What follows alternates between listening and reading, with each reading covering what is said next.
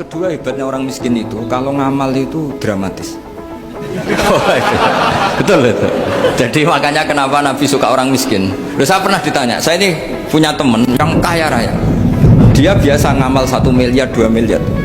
Dia agak terima sama fatwa saya, Gus kenapa Anda masih muji orang miskin? Ngamalnya tuh banyak saya sekali ngamal bisa 1 miliar, setengah miliar.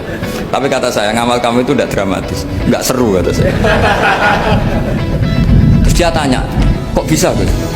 Dia orang kaya, paling ngamal 1 miliar untuk bangun masjid, 1 miliar, setengah miliar bangun pondok, setengah miliar. Tapi kalau orang miskin, misalnya tukang beca, orang miskin kan pasti kawannya orang miskin. Kan nggak mungkin orang miskin utang Abu Rizal Bakri, utang Yusuf Kala, kan nggak mungkin. Kenal saja ndak. Orang miskin kan utangnya sesama orang miskin. Itu pasti itu kan hukum sosial ya. Nah ternyata itu hari itu anaknya ndak makan, hari itu istrinya mau kelahiran.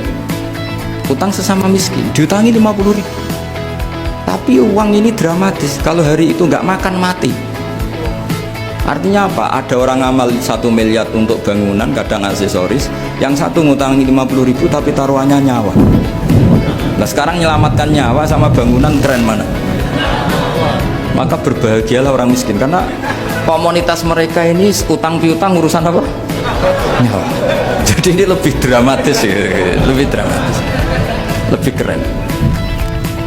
Nah, makanya utang piutang orang miskin itu paling diabadikan Quran karena lebih keren, lebih keren. Karena nyawa apa? Loh saya ini kan termasuk kecil sudah kiai agak keren, sudah kiai agak mapan. Itu kalau orang-orang kaya nawarin saya paling Gus nggak ganti mobil, nggak ganti aksesoris mobil. Itu nggak keren.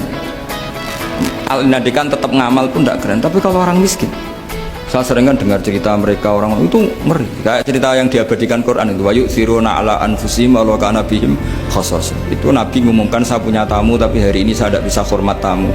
Ada sahabat yang usul, saya ya Rasulullah, perlu dicatat dulu di Arab tuh nggak ada warung, nggak ada GoFood, nggak bisa kamu pesen online terus, wah nih nanti delivery gitu nggak bisa. Nah terus akhirnya datang ke rumahnya, datang istri saya ada makanan, tidak ada hanya untuk jatahnya bayi. Terus ya sudah, bayinya kamu tidurkan supaya jatah itu dimakan tamunya Rasulullah.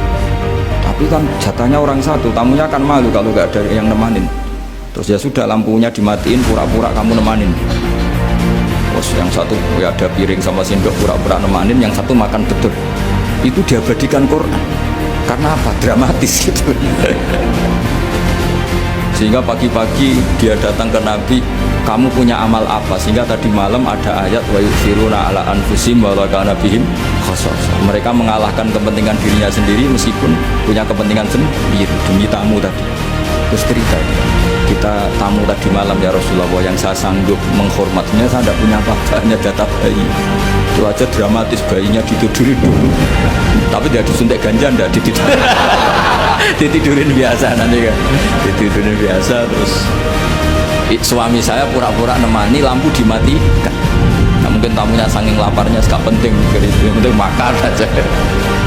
Jadi maka sebetulnya orang-orang miskin itu tidak usah iri, wah itu orang kaya bisa ngamal masjid 1 miliar, 2 miliar. Tetap ngamalnya ini sesuatu yang tidak mendesak. Tapi sesama orang miskin, kalau temannya minta tolong itu mesti dramatis. Istri mau kelahiran, kematian, kelaparan, pokoknya yang diselamatkan itu seru semua. Artinya gini ya, kalau miskin ya nikmati saja, itu ada peluang untuk menyalip pahalanya orang-orang. Tapi yang kaya ya tetap kaya. Kalau semuanya miskin, nanti yang miskin kerja di mana kalau semuanya miskin?